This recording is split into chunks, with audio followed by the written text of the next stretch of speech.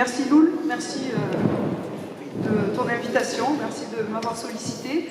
Ça me fait très plaisir d'être là et de pouvoir échanger avec vous. J'ai entendu beaucoup de choses très intéressantes, très constructives. J'espère que ça va pouvoir avoir une suite concrète.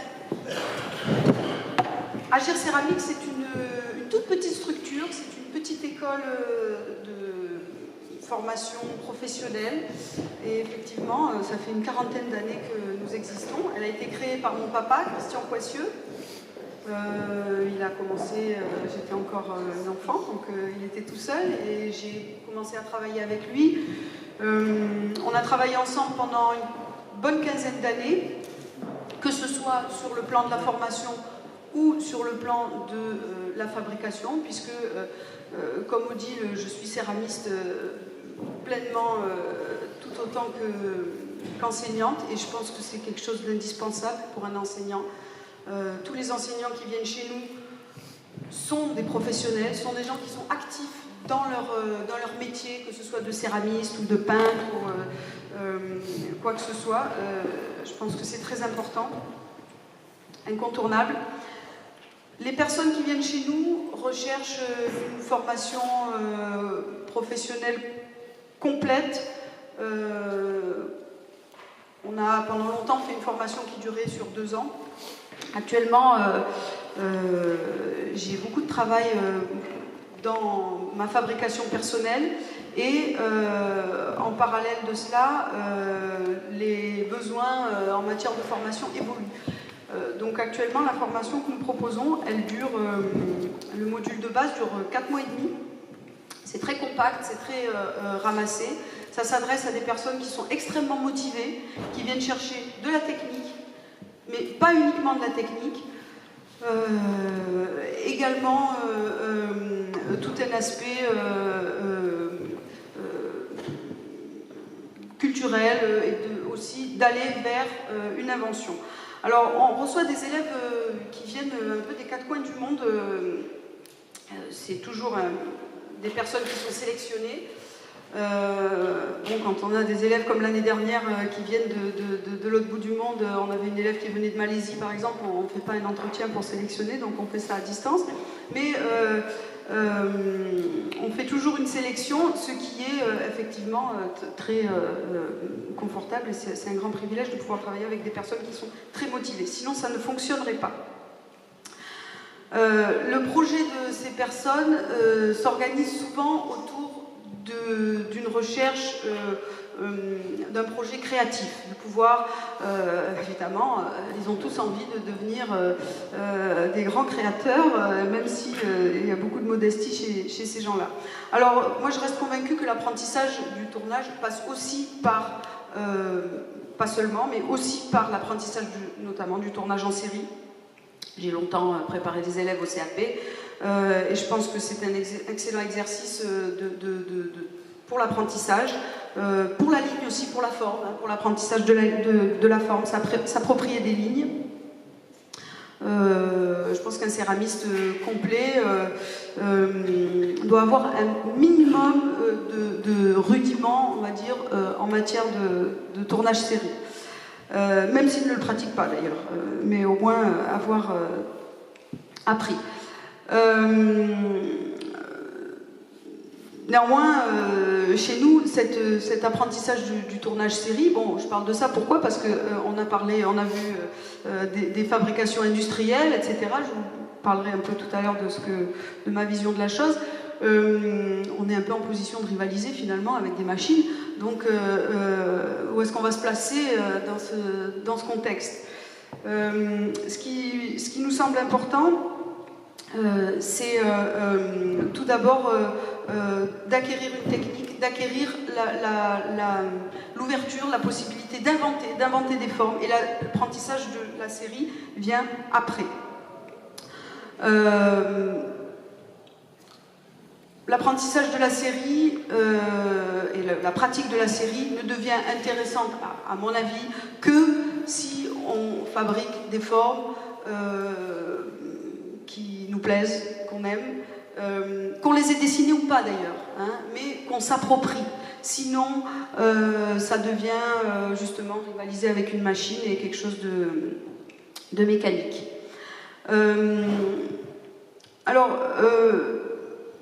Pour venir un petit peu sur la question justement qui a été évoquée plusieurs fois aujourd'hui des collaborations, les collaborations, que ce soit avec un designer, que ce soit donc, un céramiste évidemment, avec un designer, que ce soit avec un restaurateur ou avec d'autres acteurs. Ce qui est important, c'est, disons, là où elle sera intéressante, réelle, c'est quand l'objet qui naît n'appartient à aucun des acteurs. Hein. Ce n'est pas le bébé de l'un, le bébé de l'autre, il appartient à aucun ou à tous. Voilà. Alors obtenir cela passe par une grande volonté d'abord et un respect mutuel. Alors, bon, on l'a évoqué, il y a différents cas de figure. Soit le céramiste est lui-même designer, entre guillemets, hein, parce qu'on est très modeste. Quand on est céramiste, on est designer très modeste, il me semble. Ça constitue un métier en soi, le design. Soit donc le céramiste va créer de toutes pièces l'objet par exemple pour des présentations ponctuelles, hein, dans un restaurant, ça peut être pour justement une présentation, donc c'est des pièces, c'est des prototypes on va dire pour une présentation, ça peut être pour un livre de cuisine, ça peut être pour une exposition, etc., ou de la publicité, de la promotion, un événement. Après, il peut arriver que ces modèles restent à l'état de pièces uniques, ça peut arriver qu'ils soient fabriqués ensuite à grande échelle, ce qui va comporter toutes les contraintes et peut-être les modifications qui s'imposent. Bon, il y a le céramiste aussi qui va créer le modèle de toute pièce pour l'industrie, hein, la demande qui va vraiment se substituer au designer, à savoir il y a toujours ce duo ou ce trio designer, éditeur, fabricant. Bon, le céramiste peut éventuellement créer lui-même.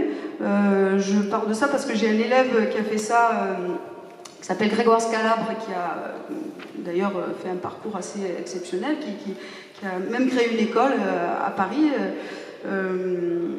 et qui a travaillé, qui a fabriqué une pièce pour l'industrie, c'était Made in Design, je crois. Il a fait voilà, une espèce de petite théière, un truc très, très design, tout blanc, vraiment. Voilà. Et donc ça, c'est des choses. Mais c'était pour lui une expérience très intéressante.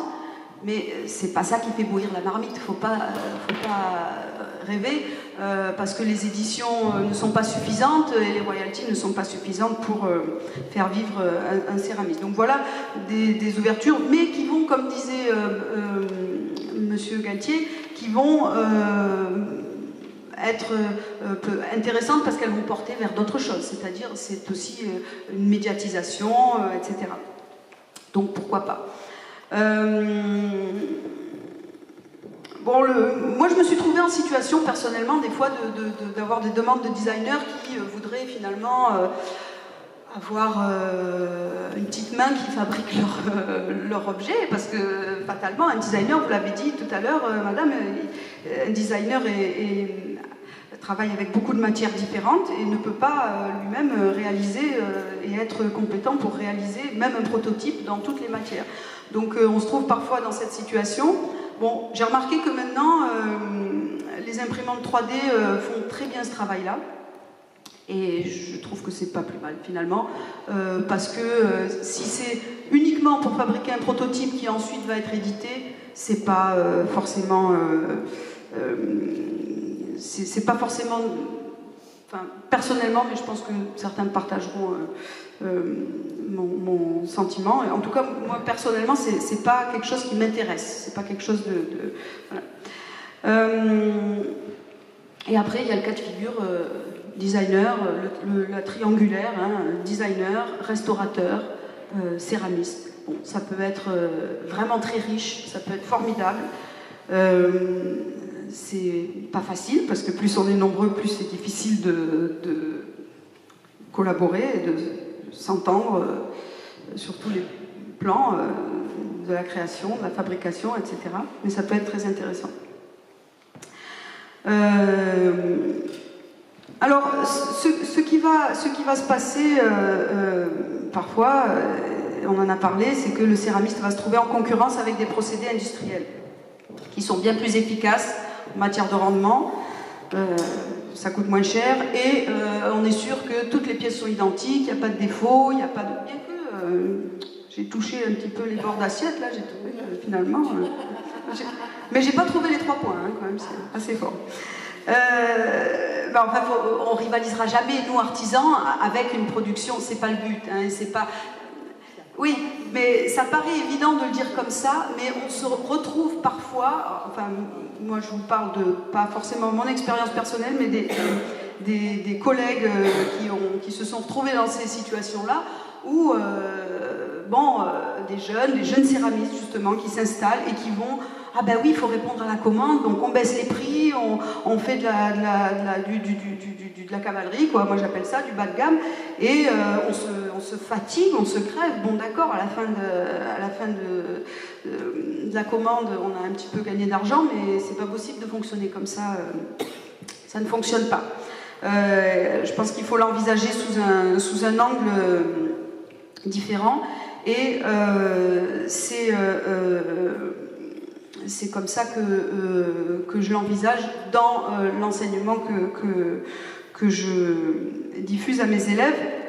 J'insiste toujours sur le fait qu'un céramiste professionnel doit être capable de reproduire une forme par le procédé du tournage. Il faut savoir le faire. Il faut être capable d'avoir une régularité de l'émail ou du décor, ou peu importe la technique qu'on emploie, mais on doit en être capable. Si on se dit artisan, on doit en être capable, ou en tout cas, on devrait. En tout cas, c'est ce que je demande à mes élèves.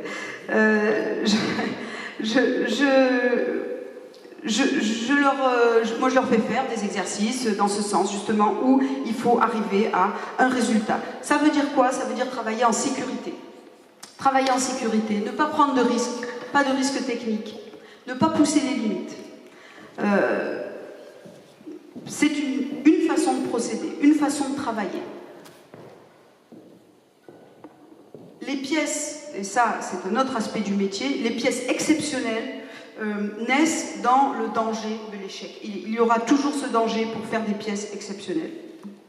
Comme un funambule qui va réaliser des figures extraordinaires, le céramiste, c'est pour ces moments de grâce-là va vibrer. Et ce sont 2 démarches complètement différentes, mais pas forcément distinctes.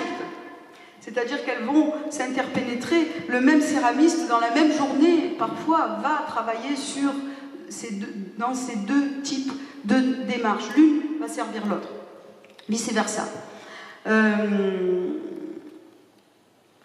Alors, dans notre enseignement à l'école des céramistes, Agir Céramique, on a toujours mis un accent, donné une part très importante au volet, à l'aspect culturel, à l'aspect de l'histoire de l'art, culturel, de savoir qu'est-ce qu'on fait là quand on est céramiste, dans quel contexte est-ce qu'on s'inscrit, parce qu'on a des demandes et des jeunes ou des moins jeunes qui voudraient avoir tout inventé, hein, qui voudraient être le premier qui crée et qui invente. Non, il faut un petit peu se replacer dans un contexte qui va être en même temps un support extraordinaire pour l'invention, hein, pour la création. Donc, il se trouve que dans notre culture occidentale, on aime la sécurité, on aime la reproductibilité, on aime la conformité à des standards, à des habitudes. Je trace un tableau là, hein, qui est quand même assez caricatural, mais c'est quand même pas faux. Et de surcroît, et j'en ai entendu parler tout à l'heure, dans notre société moderne, tout doit aller vite. parfois très difficile, voire impossible à concilier avec le processus céramique qui est ce qu'il est. On ne peut pas brûler les étapes. Sans parler du processus d'invention créative, etc. Alors là, ça peut durer une éternité.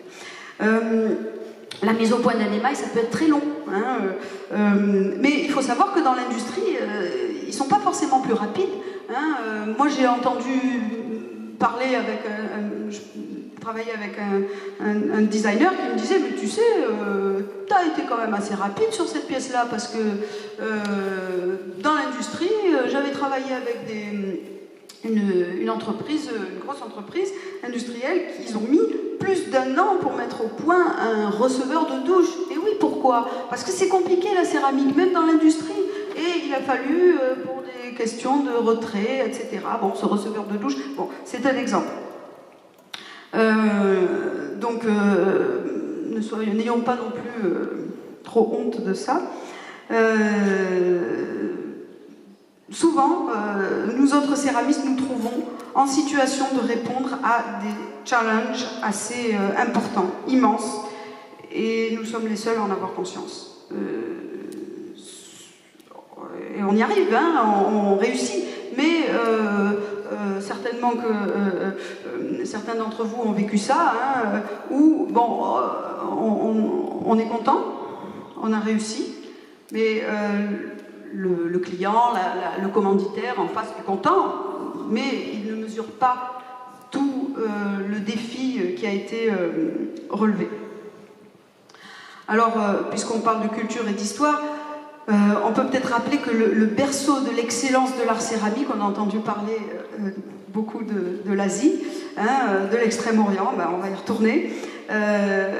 C'est les grands maîtres de l'émail et de la haute température sont les Chinois, donc entre le Xe et le XIIIe siècle, ont eu une production jusqu'à aujourd'hui encore inégalée, et même bien avant, puisque 1500 ans avant Jésus-Christ, on avait déjà des potiers qui faisaient des cuissons en haute température, au-delà de 1200 degrés. Les premiers céladons sont apparus. Donc nous, on était encore des hommes...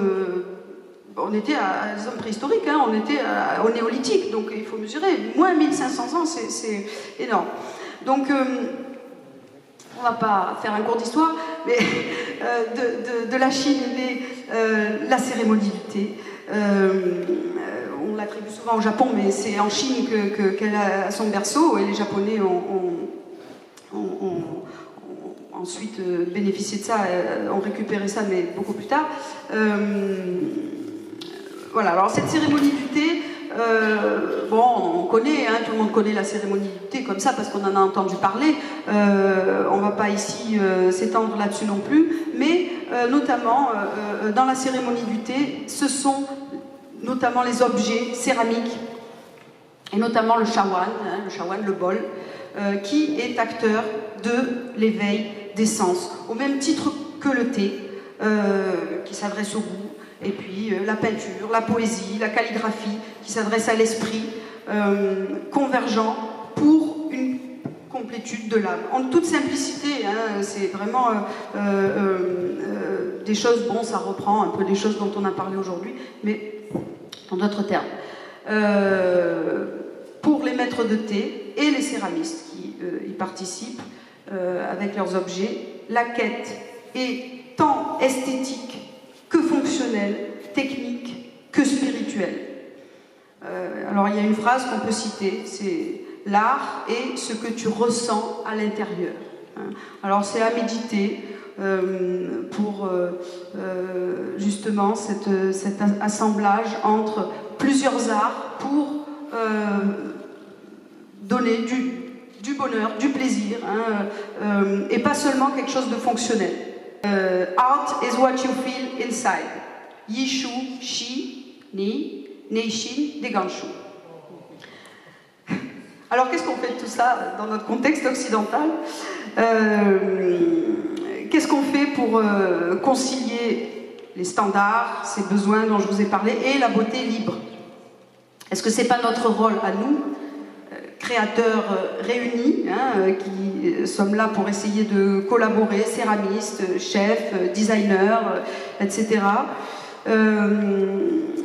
Aussi modestes soyons-nous, de nous donner la main et avoir l'audace de créer les nouvelles tendances, la mode, au lieu de nous conformer à des attentes. Souvent, j'ai des questions que je qualifie d'existentielles, de professionnellement existentielles de la part de mes élèves, à savoir, oui, mais qu'est-ce qu'il faut faire, le marché, etc., comment est-ce que je vais vendre moi, je leur réponds que notre devoir à nous, céramistes, c'est, et j'étends ça aussi, puisque on est là avec des restaurateurs, mais aussi, on a parlé du textile, de la décoration, etc. C'est à nous, c'est notre devoir de fabriquer des objets auxquels nous croyons et qui nous ressemblent. Et se conformer aux tendances, à ce qui marche, comme on dit, bon, c'est mon avis, mais c'est un écueil, et même c'est une trahison envers soi-même. Bon, alors vous allez me dire, revenez sur Terre. Oui. De la même façon que la cérémonie du thé est extrêmement codifiée, et tout à fait compréhensible, c'est indéniable qu'un chef cuisinier ou qu'un chocolatier, on devait avoir des chocolatiers, un chocolatier qui n'est peut-être pas venu, mais souhaite une régularité de certains paramètres de forme, de l'assiette, pour pouvoir y disposer les aliments dans une composition qui sera sa partie de l'œuvre, entre guillemets, finale. C'est pas nécessairement antinomique avec le concept de pièce unique. Vous avez parlé de pièce unique tout à l'heure, c'est pas tombé dans l'oreille d'une sourde. Effectivement, ça serait le moyen de donner à chaque convive le bonheur de se délecter à double titre, de peut-être même choisir son assiette avant de passer à table et avant que le chef ne dresse, etc. Alors par exemple, tout en conservant un bassin, ce que vous appelez le bassin, je crois, si mes informations sont bonnes, identique, on pourrait éventuellement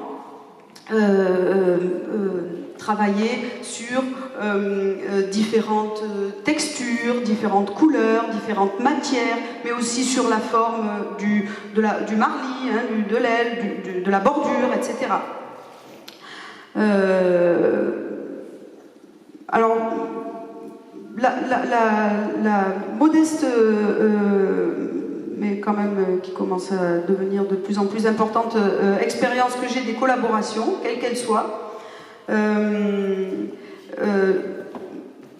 il y a différentes formes de collaboration. Moi, je les considère fructueuses quand elles donnent naissance à un produit nouveau, qui n'aurait pas vu le jour en d'autres circonstances. Et le bonus, c'est l'enrichissement de chacun des acteurs, bien au-delà, évidemment, du côté pécuniaire, on ne peut pas négliger, mais ça amène à chacun un enrichissement, un éclairage et un travail futur. Le chemin est le but, comme on dit. On a parlé de cahier des charges. Concrètement, l'établissement d'un cahier des charges commun qui prend en compte les contraintes techniques de chacun doit servir de base qui permettra l'expression des sensibilités et des envies. Et le fondement de ce subtil équilibre sont l'écoute et l'humilité. Alors pour finir, je rebondis sur ce que disait tout à l'heure ma collègue dont j'ai oublié le nom mais que je retrouverai, qui parlait des textiles. Je pense qu'il faut envisager le restaurant comme un lieu pleinement de plaisir, un moment de latence qui est voué au dialogue, mais aussi à l'introspection, à la contemplation. On se laisse aller un peu comme ça, et dans cette optique, je pense que l'effort esthétique d'un tel lieu doit dépasser le cadre des objets posés sur la table ou posés sur le bar et s'étendre à tout ce qui est possible. Effectivement, elle a parlé des vêtements, moi je n'y avais pas pensé. Moi j'avais pensé au mobilier, la déco au sens élargi, la déco murale, les luminaires, etc., qui peuvent s'accorder ou être complémentaires avec ce qu'on appelle communément la vaisselle. Et là encore, le choix entre objets standardisés, impersonnels et œuvres vivantes, avec tout le respect que j'ai pour les fabrications industrielles, le choix entre les objets standardisés impersonnels et les œuvres vivantes se doit d'être mûrement réfléchi. Voilà, et si vous m'y autorisez, je vais vous montrer quelques petites illustrations. Donc, alors voilà, vous pouvez envoyer, on va regarder. Alors, je vous ai emmené des créations de céramistes qui travaillent, donc vous pouvez les passer lentement si vous voulez, hein, qui travaillent